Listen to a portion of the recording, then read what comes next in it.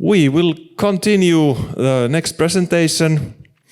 Really interesting to hear what Vitaliy has to say about growing Plone and what other communities do that works better than the video equipment here. But give a warm welcome to Vitaliy. Thank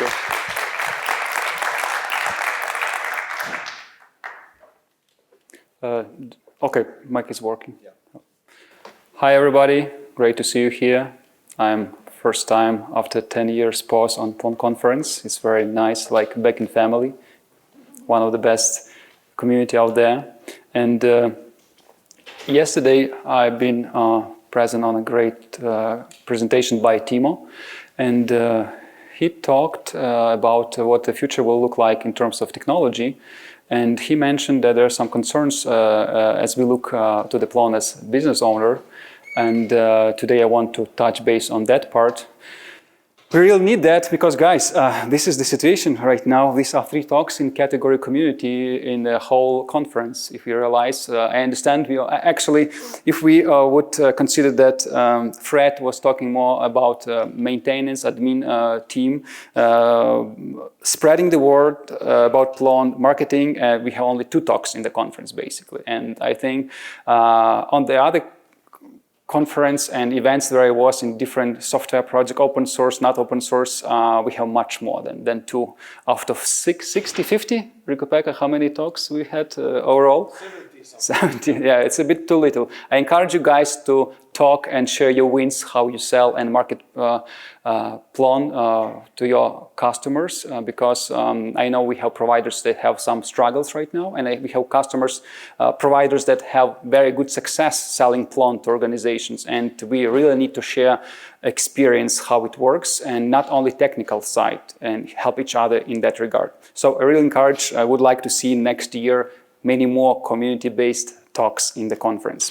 I want to share a real quick couple of slides about my background because it might be, you might relate to that. Some of us are doing Plone full-time, some of us part-time like our agency. Other guys I see not doing Plone at all, but they still want to be part of community. So you might relate to that, and that will give some perspective on to how the community looks like sometimes. And yeah, just a couple things. I started in 2006 my career as after math faculty. My first job was as junior developer at Quinta Group, you know that company, pretty like back then. And I was self-taught programmer, and probably you remember my talk, some of you, back from 2008 in Washington DC, Quantum Leap, about Quinta Group Transmogrifier. That's the name of that, then export-import, and we had a nice talk yesterday on another layer.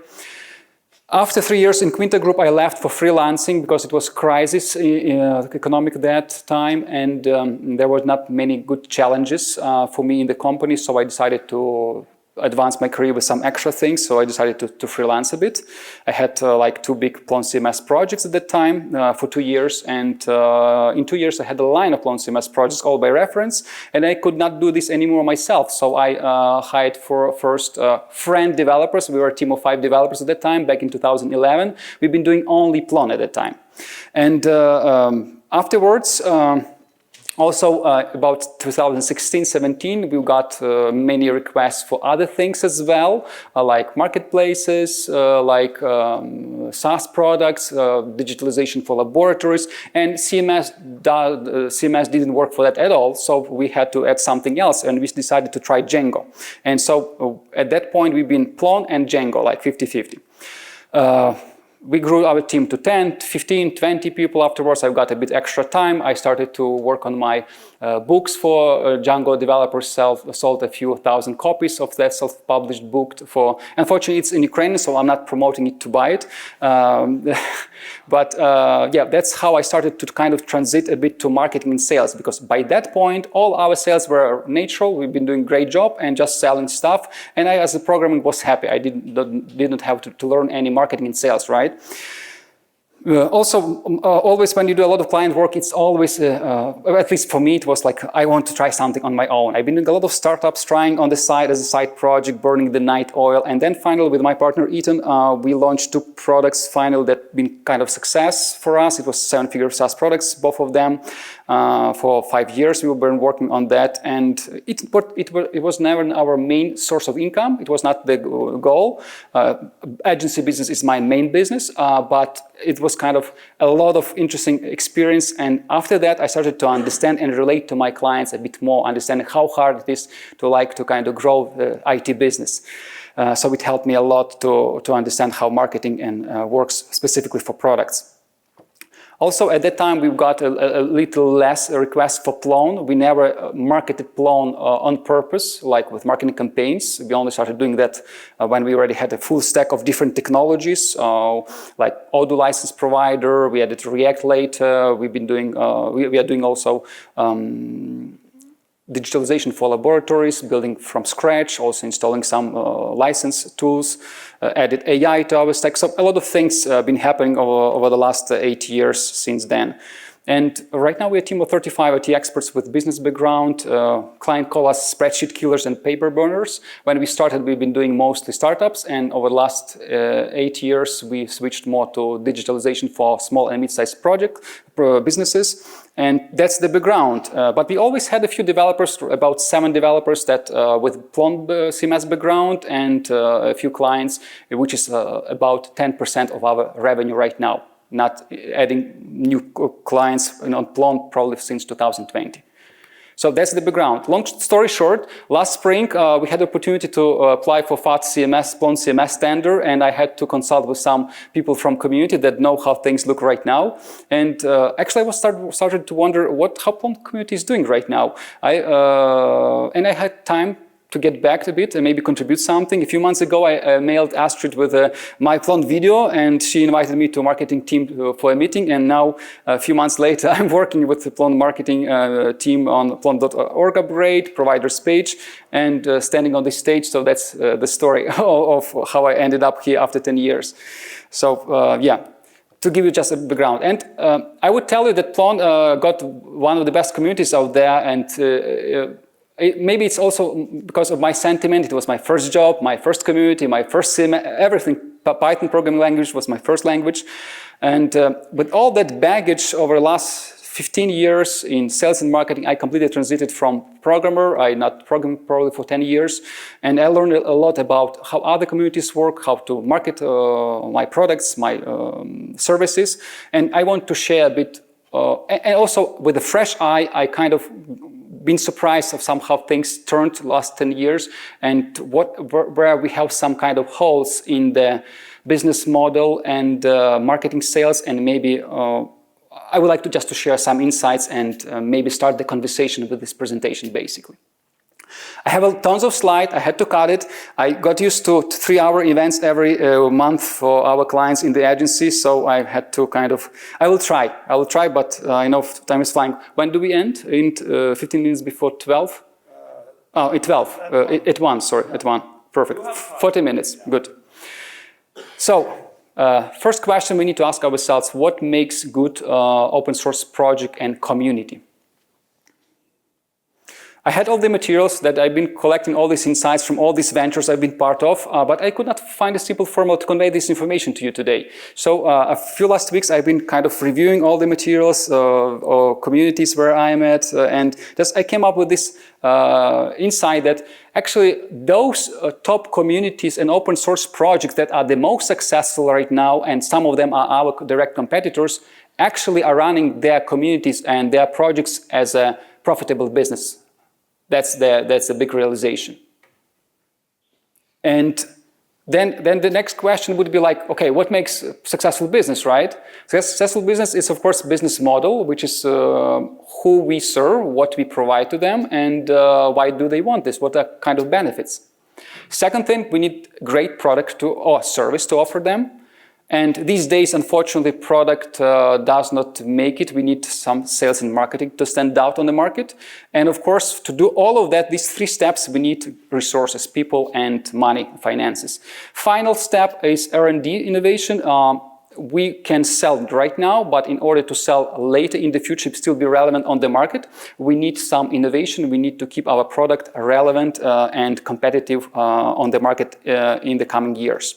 Unfortunately, because we have only 45 minutes, I will not cover fifth item, but I had just basically to remove the slides after a couple trainings and checking if I'm in time. I still will struggle with time, I think. But the most important things where I see the biggest challenges right now that we face as Plone community is in first 3 steps. I think that will be good for to start the communication. So now finally we are to the meat of the presentation, to the core, part number 1, working business model. What is that?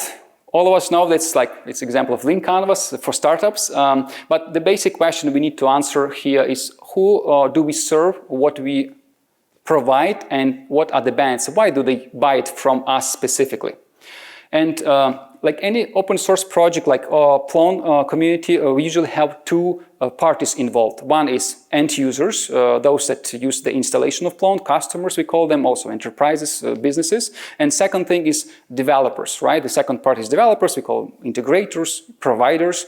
So the question here that we have, that with these 2 groups of people, we have 2 ways to grow community, or to grow open source projects, 2 models.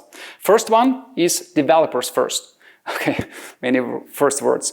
Developers get excited about technology and, oh, I would like to try React on during the weekend, right? They start using it, contributing and suggesting software to their clients, existing and new clients, that technology. At least that's how it works in our existing projects with existing clients as well. Because of that, client base grows, and then growing demand makes more developers join the community, and it goes cycles. That's first model to growing community, developer first. Second model, second way of how things work for communities is client first. We have community project, in our case we can call it Plone Foundation, help build the demand for end users, for those that will use the installation of Plone. Demand attracts more providers into community. And then providers hire and train developers. At least that's how I was involved into Plone. Community group was doing only Plone. I had no previous experience. I didn't know that Plone is complex or easy. I have no idea. I just got involved, and that's how I became Plone developer. And then providers and developers contribute back to the project to keep on demand growing. That's the second model, client first. Now the question that we have, and I see we are not sure about this one yet in our community after so many years, and this is actually changing and flexible. Which one is better? Which model is better suited for Plone CMS? And sorry for so many questions. It's very hard. But to answer that question, we first need to answer the question: what is Plone? Not what is that is CMS technically wise, but where do we stand on the market? Now, to answer this question, I try to compare, because for me it's a bit easier, maybe it will be easy for you to get this one, to compare CMS world to ERP automation software world. Let's say on one spectrum of ERP solutions we have SAP, very complex, enterprise level, not open source, software which takes years to implement for companies, biggest companies in the world, as well as for mid-sized. And do we think that Plone might be in this column in line with SAP? Probably not. It's too much for Plone, right? So we have something else like Adobe, more like software of the same level for CMS world. Now, if we check the other spectrum of ERP software, we have very simple, like CRMs, like HubSpot. You don't need installation. It's available online. You can use free version with one-person business. It's very easy, mass market, I call it. Is Plone there? Probably also not, right? We probably have something like WordPress. Recent years, we have website builders, Wix, Webflow. So probably Plone is not here as well. Then we have the question: where does Plone stand on the market? I've got a couple options, but probably because I have some experience with that specific ERP, and it also has open source version of it, I would put here Odoo ERP. It's small and mid-sized businesses, and it's a bit more complex than Plone when we talk about developers getting into it, but it has a lot of things that we actually can relate to when we want to learn how to market and sell Plone. And we share very similar kind of client profile, basically, when it comes to the size of the business and specifics. So I would put Plone somewhere in the middle of mass market and premium. And you know, from marketing foundations basics, that being in the middle is the worst place, right? Because you either sell to mass market or to premium business, luxury. So it's the best. But ODOERP says it's still possible. There has some specifics to it, but it's possible. And if our competitors are doing well, then we can do well as well. Now, why Plone is not mass market CMS? Why I put the extra slide here? Because we had these conversations with marketing team, with different people, and people are using, our providers using Plone for different purposes, from complex intranets to public sector to simple websites. And the questions, is Plone actually mass market? I would say no by default, because Plone does not sell easily to SMS, right? To small and medium-sized enterprises. Agencies don't spontaneously add Plone to their stack because they need. It's quite an effort. It's quite an effort. Also, developers won't learn Plone for fun, like on the weekend. So it cannot grow like for developer first. I would never like start ODOERP. Hey, let's try ODOERP for my hobby project, right? It's just. But I'm giving such a edge case examples for you to feel what I'm feeling when someone tells me, okay, Plone is good for simple websites. It is good for simple websites, and we installed Plone for simple websites for our clients. But it was like more like add-on to because we developed huge Django-based software, or maybe Plone intranet, and now Plone website makes sense, right? Because it's just add-on, we know it, we install. But if I would take random new client for simple website, I would usually not install Plone because it's a bit of overkill. So with all these things on this slide, you see that the last statement is the ecosystem with Plone needs anchor clients first. That's my opinion. We might discuss it, brainstorm for sure, but I would stand this ground, at least for now. So our Plone growth flywheel would be like selling to enterprises first, then enable agencies as a second step, and finally empower developers as a third step. This is the whole flow. I don't want to repeat myself a couple of times. And this is exactly how Drupal and Typo3, our competitors, build strong positions in Europe. This is exactly, they are going client first. They have proprietary license part and they have open source part, all of them. And they act as businesses. ODOERP, very similar way. So first thing we need to do in our community is actually take the courage and make some bold decisions and to understand what is our battlefield. Like to win the battle, you need to choose your battlefield, or maybe playground if you're more into games. So are we mass market? In that case, maybe their first model will work for us. Or we are more mid-range enterprise and then only client first model probably we need to pursue. And this is the basic question, foundational, crucial question for us, because all the next steps will depend on this decision. Because this will influence all the next parts of this presentation as well, because these two paths are quite different in execution. Once we've got the business model right, made final decisions, very important decisions, we need to have in our business good product and customer experience. I don't have much to add here because Plone is just simply awesome. I've seen big like enterprise solutions from the inside, like LabVantage, Labware, LIMS for laboratories. We work in that space as well. And I would say that Plone is way, way better from product perspective, from code perspective, from feature, from interface, from almost all perspectives when it comes like considering Plone as a product. Also, I'm pretty sure that we are best than other competitors like Drupal, like Typo in a number of ways as a product. And this is not the biggest issue that we face when it comes to, okay, we are losing something to these competitors. The only thing that we can work on is we have this like low barrier to entry.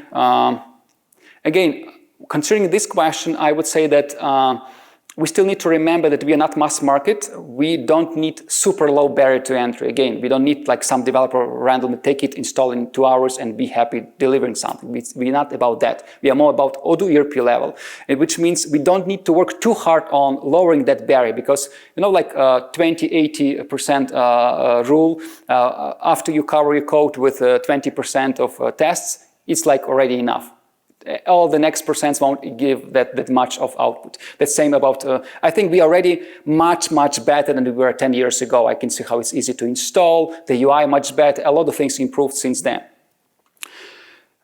When we talk about lowering barrier to entry, there are three stakeholders. We always consider these first two, which are editors, so it's easy to edit content in the Plone, and developers, it's easy to develop and maintain Plone. What is the first stakeholder that we usually not considering when talking about lowering barrier to entry? Who knows? Any? Managers. Sorry? The managers. Who are the managers? The decision makers. Yeah, perfect. Yeah, decision makers. That's a very important one. Yeah, decision makers, it's part of the product. It might be not part of the project question, but it's more part of product business question still, but we need to lower, I think this is the more important question to consider when talking about barrier to entry. Barrier to entry for editors, we had a great talk by Victor yesterday on 7. I just bellissimo theme template there that he presented yesterday. It was I'm eager to try that new theme template on 7 soon. I hope that will be soon. I don't think we need much more work on editing experience. Every provider I talk to says that it's very easy to sell Plone to editors. It's one of the best out there.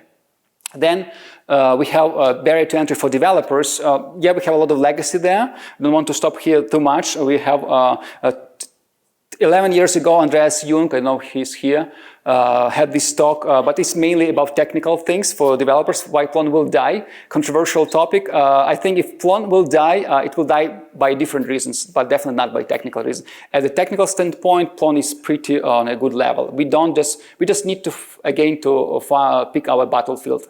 If we pick it right, mid-size range systems, we don't have many problems on technical level, basically. But when it comes to barrier to entry for decision makers, now it takes some time. What is their pain point? Who can add here? What is the biggest pain point of any decision maker when considering CMS or ERP into their organization? A fear of failure. Yeah, exactly. We know all of that. Every decision maker is afraid of picking something bad, making wrong decision, look bad, and of course maybe risk of losing the job with that organization. So we need to help them in this direction, right? So when someone considers buying a service from your organization or from you, like maybe you're a freelancer, what are things that they are concerned about? It's service, not product. They are buying service from you. There's a little hint. There are two specific things they need in order to buy your service. Funding, like their department funds or their... Oh, they're a mid-sized business. They have money. Continuity. Sorry? Continuity guarantees. Okay. They need to be sure that you're going to still be there in 2 years. Yeah. So that's confidence. Yeah, they need two things, trust and confidence, right? When it comes to why they need trust, because it's service, it's many months. We have projects that are 10 years with us. They want to know that we are fair and that if things go wrong, we will still be on their side and help them and not disappear to the other client, right? So they want trust in us. Second thing, they need confidence. Confidence they need because it's project, it's not buying a loaf of bread in the store right now, $1, this white or gray and this taste, and it's low risk, right? But it's service, it will be delivered after payment and they not sure if that will be what they actually need. Nobody can touch it, it's not tangible. So how do we work with this? It's just foundation, so I can get to the point step by step. How do we build trust? Of course, we need recommendations, references. First one, it's not like must, but whenever my client would recommend me the other potential client, it's easy sell, right? Because they trust, they are 5 years with us, so it's the best way. Second best way, it's like top to bottom priorities here. It's when client, okay, my university, let's say we're trying to sell Plone CMS as internet to Helsinki University, and they know that Jyväskylä University using Plone CMS. It will be easy sell, right? Because we have same example. Third thing, if you don't have this example, popularity of the system. If everybody says Drupal is more popular, it will be very hard to sell. And the final resort is like communication, relationship, and transparency in providers, in system. That's hard work. It's much harder from this point to sell without previous free item, but it's possible, and this is the only thing this is left for some of us at some points, right? This is trust, how we build. How do we build confidence?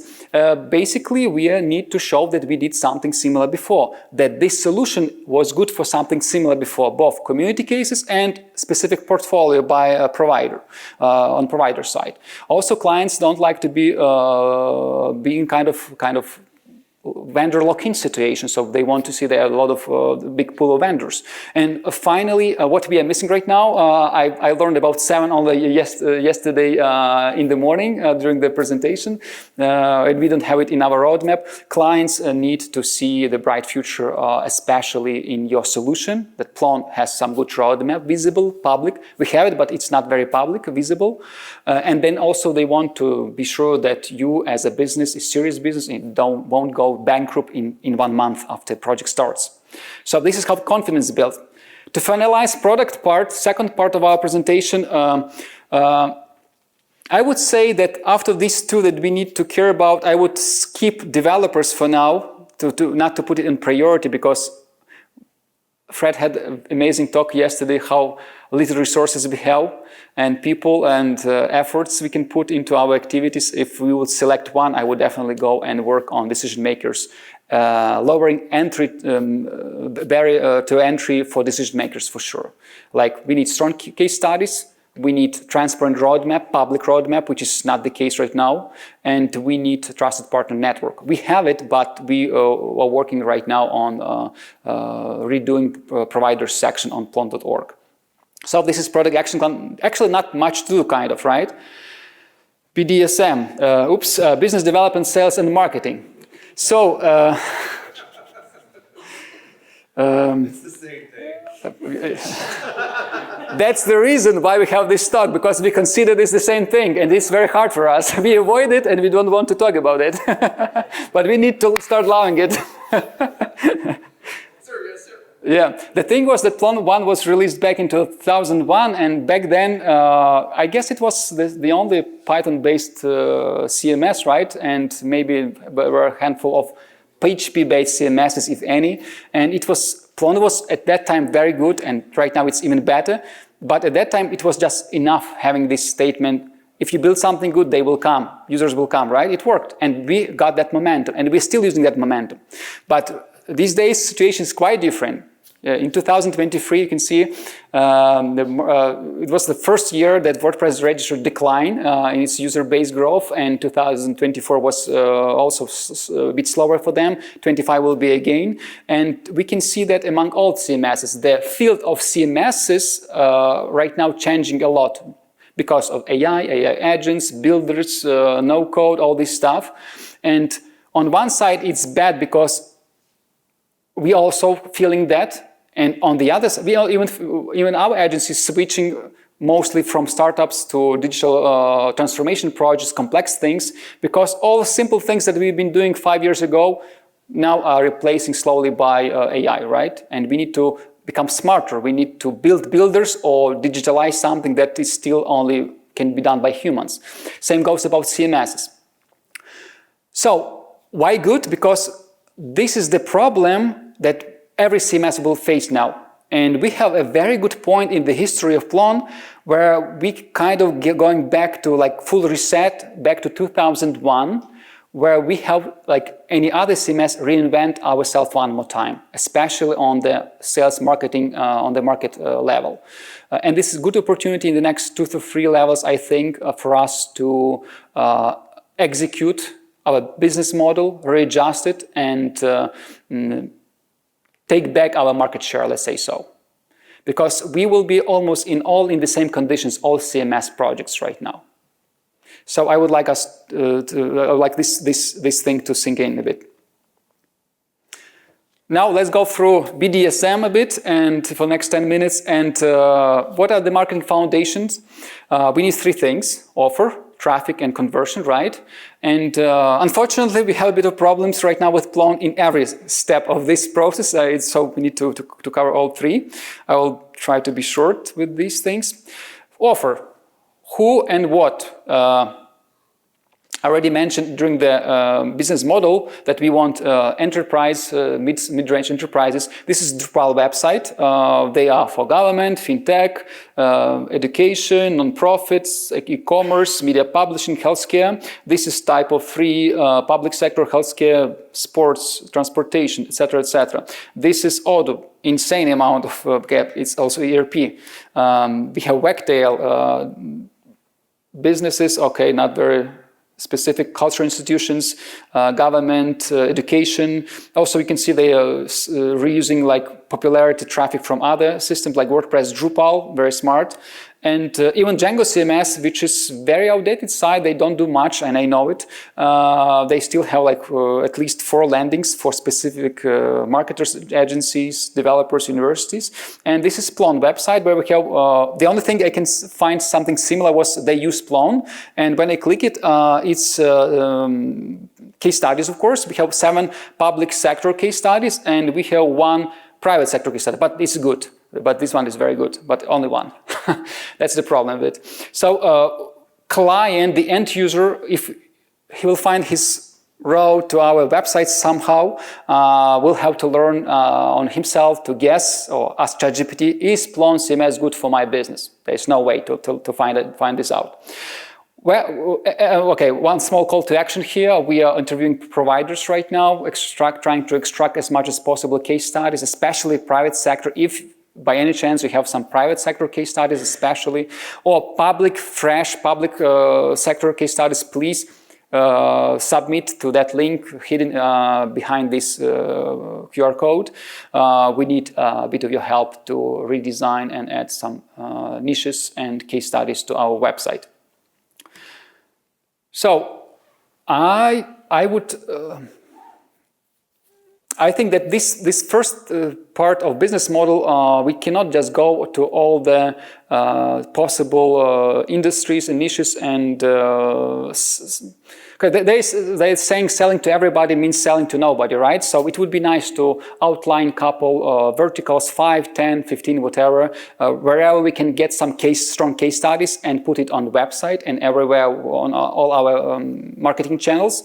Because without verticals, without niches, it's very hard to market and it's very expensive because we have only, in that case, handful of well-performing marketing channels without verticals. It's always easier to focus, like win the battle by focused attack to a specific point on the shore, right? And then to expand.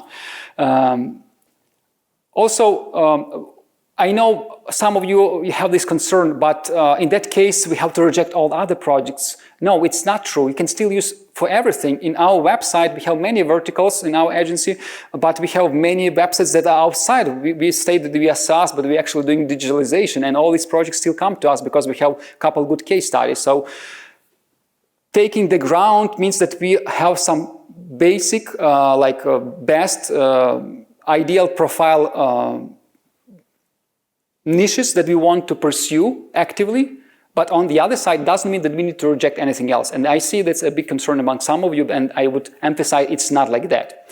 And of course, we have some very well niches that that Plone standouts: public sector, universities, municipalities, websites, and we need to double down on that because we are already losing some universities in the US, as I know. So I think it's very, very bad. So we need to fix that because adding new niches is 10 times harder than keeping what you already have. Expanding your existing accounts with new agencies is much easier than selling to new clients, right? So we need a few niches apart from doubling down on what already works. Because why going for fast niches is better than just pursuing small projects. It's like with this, if you want to have full jar of good things, you need to start with big rocks, then put the gravel in between, it will find its space there, and then you will put the sand at the end, it will be full, and you will get the big rocks. So if you try to go the other way around, you will not fill as much things into that jar, right? Similarly with marketing. If you start with 10 good case studies, all the small players on the market, clients will come to you on autopilot because they see you got big contracts. After you got, it's always the hardest to get first good contract, but after that, all small things come on autopilot. Like Elon Musk started with Roadsters. He sold 1,000 Roadsters at $250,000 price, and then only with these funds, they started doing mass market Model 3, right?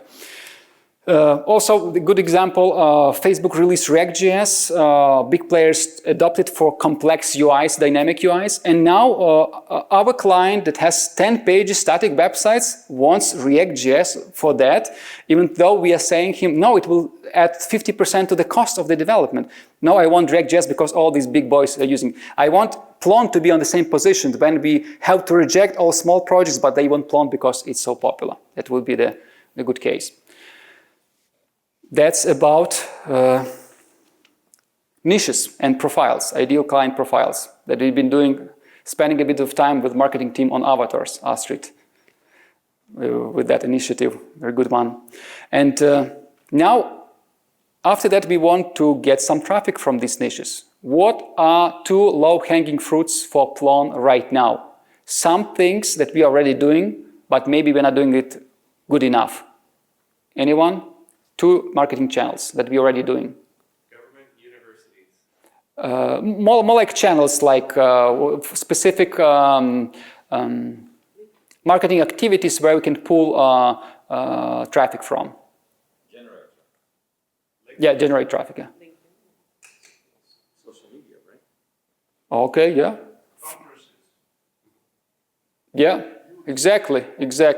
So we need content and events. We already told this. Yeah, we need content and events. Doesn't matter. It's LinkedIn. It's only if we are going for schools. Maybe we want TikTok. If we are going for municipalities, then that LinkedIn. It's just nuances. It's not the strategy. It's already tactics. But we need content and events, and we are doing both of these.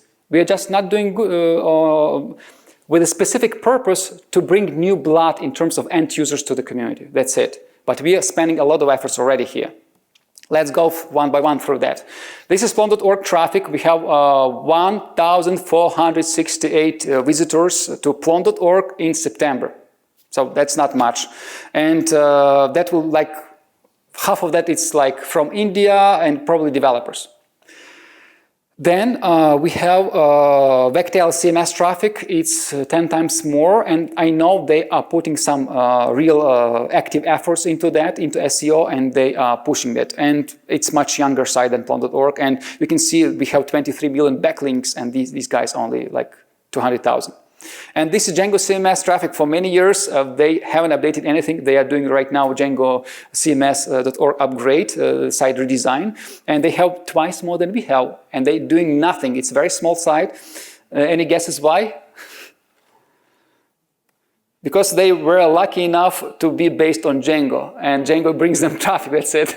So it's just Django, Python, and a couple other things that bring them traffic by default, and little efforts, no efforts at all. And on the other side, at Plone keywords, we don't even leverage Python, even though we are Python-based, if I remember correctly, right? Or am I wrong? So we are Python-based, but yeah, we don't leverage Django, and so what does it show us? It shows us that it's relatively easy to improve that situation by just trying to leverage some searchable keywords. Plone is not searchable anymore, or maybe it never was on this specific level, but we need to leverage other existing keywords. Like we have 3 options: add some verticals, like CMS for hotels, add some trends, React, AI, headless CMS, or also add technology-based, like landing pages, Plone vs WordPress, Drupal alternative for government, and it's not that hard. It's relatively easy, simple. It's cheap task, and we just need to create a couple landing pages, case studies, and blog posts with news items for each of these keywords and niches. Yeah. So, and maybe in 3, 6 to 12 months we might have the same traffic as Wagtail. Second thing, again, we are. Opa. Okay, events. We are doing tons of events, guys. How many events do we have public events per year? 12, 20, 30? we're doing more than any other community that I've been part of. Okay, Odoo ERP has some niche things, but it's a bit different. But otherwise, we have great events. We have many events. But for example, Bechtel last week they switched to online. Shame on them. Just online. They are saying we want to have global audience, but we understand how hard it is to organize a conference like this. Thank you, Rico-Pekka, for organizing. But the problem we have that we don't have too many new faces on this conference, on these events, especially when it comes to potential end users. What I've seen in other communities is that they on purpose bring potential decision makers from potential new organizations that are considering some CMSs in the future, some intranets in the future, and they are putting efforts into that. If Plone is not searchable anymore, we need to approach, we need sometimes to go to outreach. So obviously, we are doing one job with events only. We are keeping existing participants engaged. But if we don't do the second thing, bring new blood to the community, next year we have half of this hall, next year 25%, and it will go like that. If you don't bring new blood, you are running out of blood, right? So we need to take events seriously. And the biggest thing is that organizing event is much, much harder than just advertising it. That's for sure. We're already doing the hard work. We just need to put a little of extra actions on purpose to get a few new people every time. Similar like Astrid trying to grow our newsletter, doing a good job there, one step at a time. Similarly, we want to track and have specific KPIs. How many new people we bring into each event? This is Odoo I'm seeing. I lived in Poland 6 months. I lived in Portugal 1.5 years. I'm living in Munich, Germany 2 years. I'm seeing this everywhere. This is a paid ads, Drupal running paid ads, Odoo, Typo 3, Wagtail. They all running paid ads for some niches in specific platforms. All of them. It's all proven information. Niche events. All of these taking part in niche events.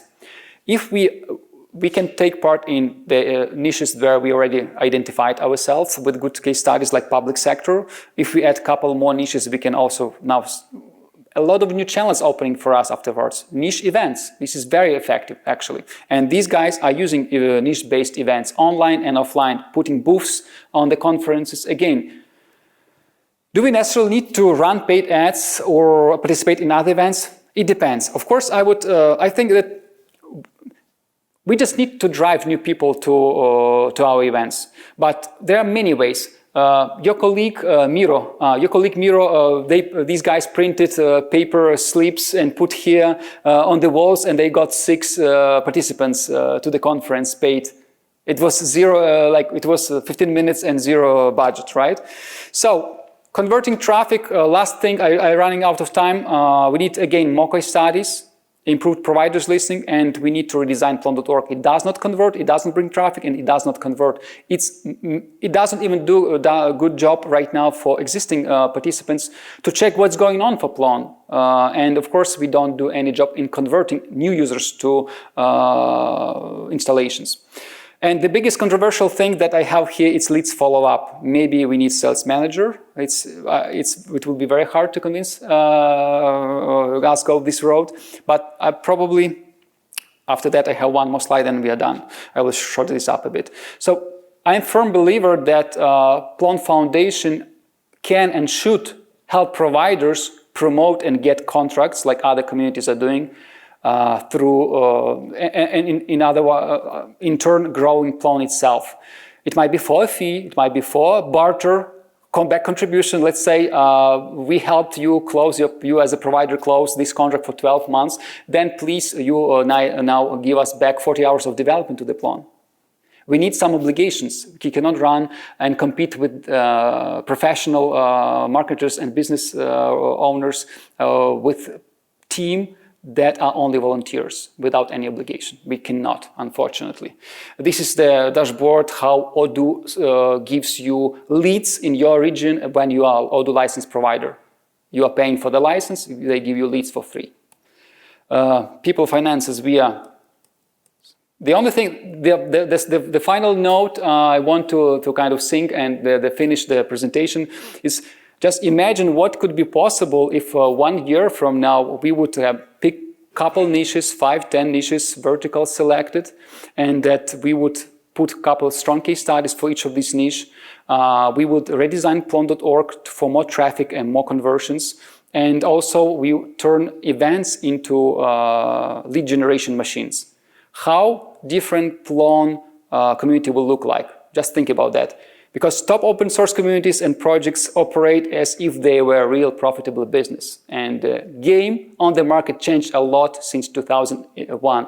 Do we want to recognize that or not? It's happened and we need to adjust. Thank you very much.